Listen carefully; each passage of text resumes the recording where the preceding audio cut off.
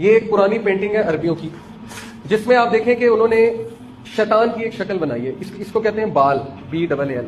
इसकी शक्ल जो है वो बकरी की तरह का मुंह है, बकरे की तरह का मुंह, ये इसकी दाढ़ी है, ये सींग है, और ये देखें किस तरह से बैठा और इसने यूं किया हुआ, इस तरह का जो साइन है ना, ये वाला साइन, दोनों हाथों को इसने इस तरह से किया हुआ। अब मैं आपको कुछ सेलिब्रिटीज दिखाता हूं कि आजकल ये एक साइन बना हुआ है ना, आपने देखा होगा कि वो जो एक्टर्स होते हैं, एक्ट्रेसेस होते हैं, वो इस तरह साइन करते हैं। हमारे कुछ पढ़ा लिखा तबका कहते हैं कि नहीं नहीं, ये शैतान का साइन नहीं है, ये तो वैसे ही एक सिंबल है।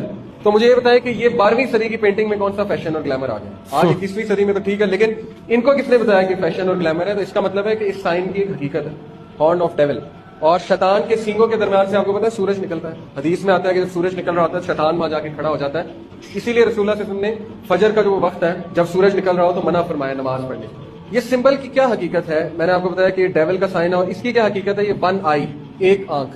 दज्जाल के साथ मैं इसको रिलेट करूंगा, आपको समझाऊंगा कि इसका क्या सिंबल। असल में ये दुनिया को बताना चाहते हैं कि हम किसके अकीदतमंद हैं। जिस तरह हम दाढ़ी रखते हैं, ठीक है, जिस तरह हम जो है वो नबी सल्लल्लाहु अलैहि वसल्लम की अकीदत बताना चाहते हैं लोगों को कि हम अकीदत करते हैं, हम उनके पैरोकार हैं, इसी तरह ये लोग भी बताना चाहते हैं कि हम किनके पैरोकार हैं। दज्जाल के वक्त जितना उन्हें करीब आते रहेंगे ना फिजिकली अपने आगे, उतना खतरनाक ये लोग सिफली में पड़ते जाएंगे। This woman is praying to a jinn. It's an uneasy sight, but not uncommon if you visit the Firoz Shah Fort in Delhi. The site came into spotlight after the 1977 emergency, and so began the tradition of jinn worship that continues to this day. Every Thursday, people from across Delhi come to Firoz Shah Kotla with handwritten letters, candles, rice and rose petals, and ask the jinns for protection.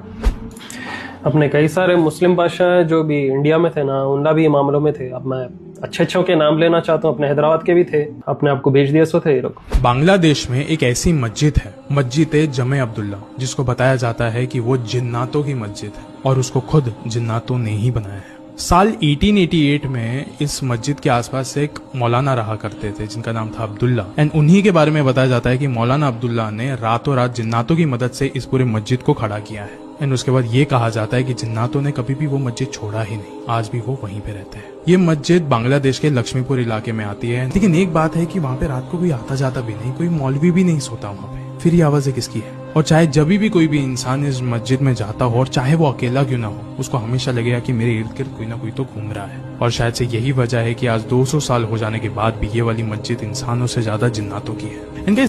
तो भाई मेरे, अगर बुरे जिन्न बनाते तो उनका नमाज क्यों पढ़ते थे? और वो मौलाना जो भी थे उन्होंने खुद से नई मस्जिद बना के जिन्हों से क्यों बनाते? सुलेमान अलैहिस्सलाम के वाक़े को तो इस्तेमाल नहीं कर सकते, मगर everything has a back story.